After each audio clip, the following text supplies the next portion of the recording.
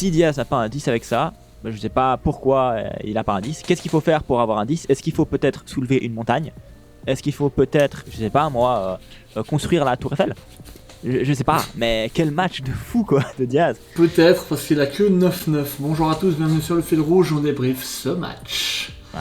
Et effectivement, Hoffenheim 3ème au classement, et puis contre le Bayern 1er à l'Allianz Arena.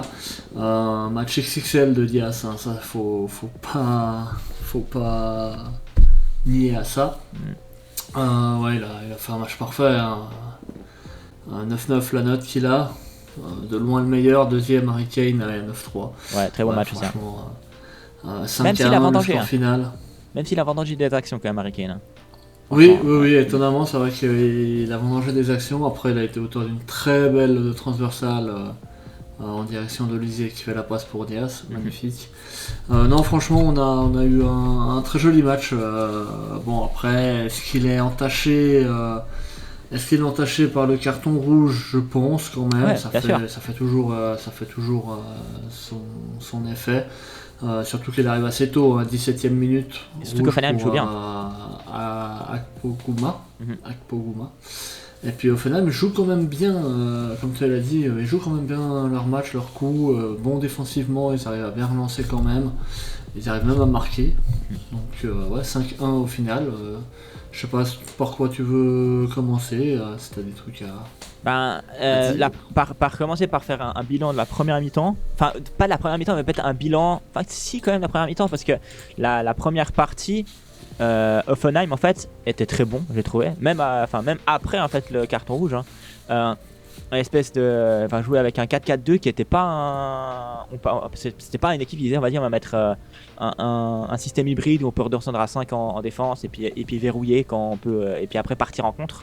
C'est pas ça qu'a fait Hoffenheim. Hoffenheim, il a vraiment pressé haut et a tenté de récupérer des balles et arrivait à récupérer des balles et a tenté de faire des circuits de passe et réussissait des circuits de passe et était dangereux en fait, était vachement dangereux et s'est créé beaucoup d'actions, surtout sur centre, etc. J'ai trouvé le Bayern très fébrile en première période en défense, mais je pense que ça vient aussi de Hoffenheim qui était très très bon.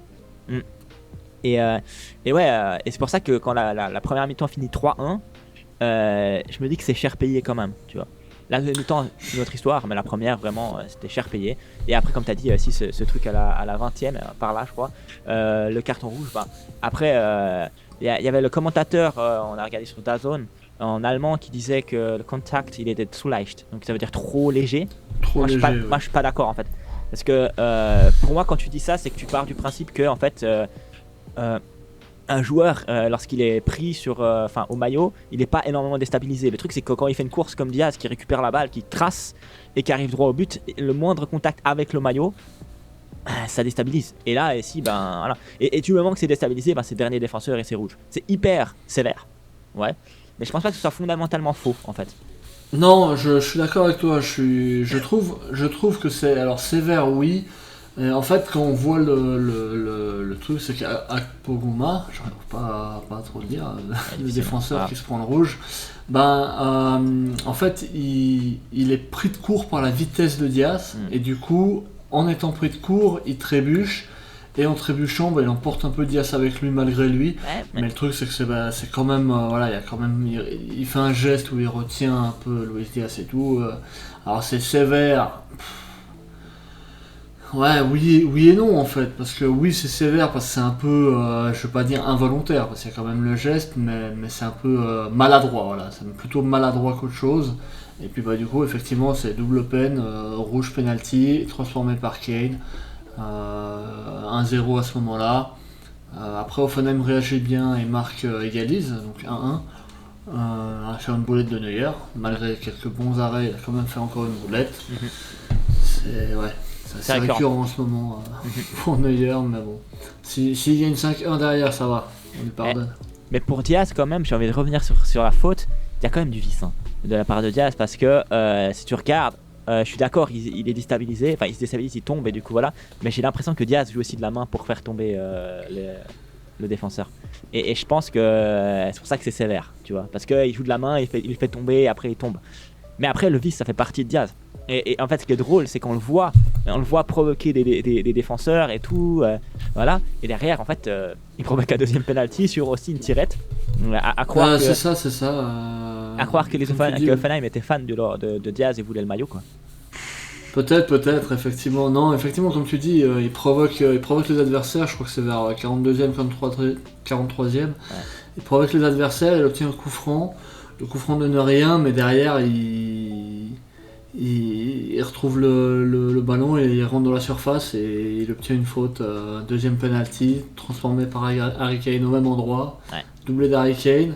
Et droit derrière, il marque encore Diaz. Ouais, sur un 3-1 déboulé. à la mi-temps. Sur un déboulé d'Harry Ouais, Kane. franchement, Diaz a fait vraiment un très très très bon match. Olivier a fait un bon match aussi. Kane, il a fait ce qu'il devait faire, même s'il a raté des occasions inhabituelles venant de lui. Mais je préfère qu'il rate sur ce match que sur le prochain. Ouais, le prochain, ce sera une autre histoire, il faudra être létal. Après, on a eu des joueurs qui étaient létals, hein. Diaz a été très très létal. C'est pas son habitude, hein, souvent, il prend plus que Kane. Mais, Tout à fait. mais effectivement, ouais, c'était Kane assez inhabituel, parce que ouais, il y a quand même des actions où il est face au goal et il la met à côté. Ou après aussi, il y a eu des arrêts de Baumann qui étaient vraiment. Voilà. Où il arrive aussi à dévier sur la latte ou des choses comme ça, qui étaient des grands arrêts. Il a fait un bon match malgré les 5 goals pris, quoi. Mais voilà, c'est le premier mi-temps, elle termine ainsi. Je me dis 3-1, défensivement, il n'y en a pas été bon. Offensivement, efficace, du coup, à part la boulette de Kane. Enfin, voilà, boulette, enfin, le raté, quoi. Ouais. Mais est-ce que c'est un reflet de la réalité? Est-ce que ça me rassure pour en vue du match, par exemple, de mercredi? Pas vraiment. Mais après, voilà. Et après, comment on juge la seconde mi-temps, sachant que Offenheim, forcément, est à 10 contre 11 à l'Allianz Arena et court derrière la balle, forcément, parce qu'après, le Bayern déroule et joue. Je pense que le Bayern a joué la seconde mi-temps tranquille. Tranquille, là. Et franchement, ils ont joué tranquille, ils ont rajouté au goal. Et ils ont joué tranquille. Je suis d'accord. Je suis d'accord avec toi pour le fait qu'ils ont joué tranquille. Je vais parler des stats. 55% de possession pour le Bayern, je trouve que c'est pas assez. C'est un peu inhabituel. D'habitude, on voit souvent le Bayern à 60, 65 et plus en possession. Là c'était assez kiff-kiff en possession.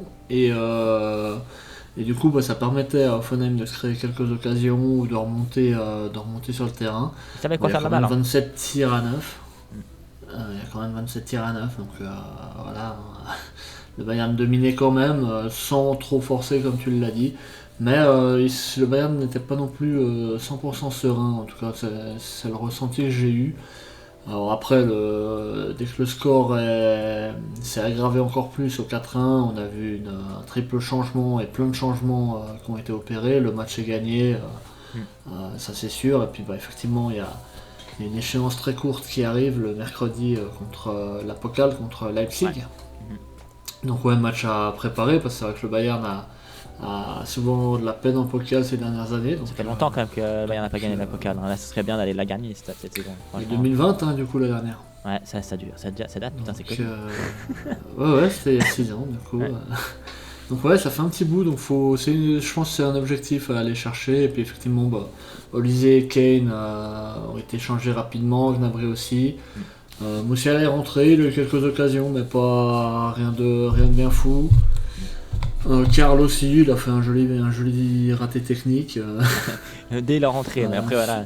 Mais bon, et après voilà, Diaz encore une fois pour le 5-1 technique hyper léché, très fort. Et ouais, Diaz, quel match, Ouais.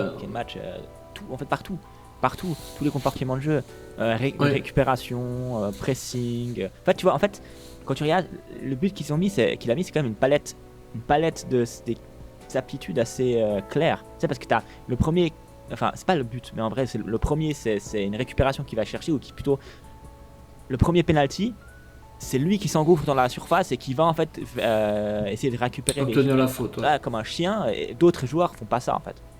Et, Ouais, tout à fait. il amène à ça. Tout à fait. Après, on a un goal qui est externe de surface. Il y en a Ouais. un où en fait il fait un appel. Enfin, faites ce but, voilà, où t'as Kane qui fait un renversement sur Olise. Et Olise arrive sur le côté droit et passe. Mais en fait, quand tu regardes Diaz au début de l'action, il est loin. Oui, il est loin, il sent, il a le sens du but. Ouais, il Non, appelle. franchement, il était partout Diaz sur ce match parce que tu l'as dit, hein, mais c'est lui qui obtient les 2 pénaltys, c'est lui qui marque les 3 autres buts. Un poison. Franchement, il était omniprésent partout à la récupération. dans les passes aussi, à la construction et à la finition. Donc, XXL performance de Luis Diaz, triplé. Il a mérité de gagner son petit homme du match et puis son petit ballon de fin de match. Ouais. Mais en fait, ça me fait rire parce que quand même au début de la saison, il y avait tout un débat sur Diaz. Est-ce qu'il vaut vraiment 75 millions, 75 millions, 75 millions parce que voilà, il a pas 23 ans, etc., etc. Mais là, les débats, il les a pliés. Peut-être que je m'emporte, mais cite-moi sur cette saison-là, en ce moment, un meilleur ailier gauche. Il y a quoi? Il y a quoi? Il y a peut-être, je sais pas, Jérémy Doku qui est performant, mais il a jamais les stats. Il y a Rafinha peut-être, mais il était blessé. Et après voilà, sur les ailiers gauche, il y a peut-être du Kvara, mais Kvara aussi, il est pas à niveau. Il y a pas en fait, il y a pas. Non, c'est vrai qu'en ce moment, le Bayern est Vinicius, fort. Mais Vinicius, il est pas à niveau de Diaz cette saison aussi. Ouais, un ailier gauche au niveau du standard de Diaz cette saison, il n'y a pas. Voilà. C'est vrai que pour l'instant, l'offensive du Bayern est vraiment bien. Et puis, une équipe qui peut vraiment faire mal. Je me réjouis de voir ce que va donner ce match contre Leipzig en Pokal, sachant que les dernières rencontres Bayern-Leipzig étaient riches en buts en championnat. Mais là, c'est la Pokal. Mais à voir, c'est la coupe. Donc, une autre histoire, on verra bien, c'est mercredi. Il y a la chance d'être à domicile aussi. Et puis, c'est vrai que c'est à l'Allianz Arena, donc le Bayern ne bouge pas. Et la suite curvée sera là pour les soutenir. Ouais. Ok, je pense qu'on a fait à peu près le tour de ce match. Impatient d'être mercredi pour ce gros match que moi j'attends depuis un bon moment quand même. J'ai juste un petit truc à rajouter. C'est vrai qu'on en a parlé hors vidéo, mais on l'a pas dit encore. C'est que c'était le premier match du Bayern sans blessé. Ouais, c'est vrai. Ça, c'était quand même à souligner. Pendant le match, j'ai évoqué le fait que Davis allait jouer un match complet. Bah non, il a été changé à 10 minutes avant la fin, je crois, à la 80e. Ouais. Mais c'est bien, c'est de bonne augure. Leimer revient aussi, a eu un petit peu de temps de jeu, etc. Donc l'effectif au complet pour le Bayern, ça c'est une très bonne chose, en espérant que ça dure le plus longtemps possible. Et surtout pendant mars-avril, les moments où tu as les gros matchs. Quoi. Les grosses échéances arrivent, donc à suivre. À suivre. Ok. Bon, je pense qu'on peut se dire à mercredi pour ce match. Voilà, moi j'étais en vert, pas en maillot du Bayern parce que je suis complètement malade. Du coup, j'ai trop froid en maillot. Donc je m'excuse de mon accoutrement. Ouais. Et je pense qu'on peut se dire à la prochaine sur le fil rouge.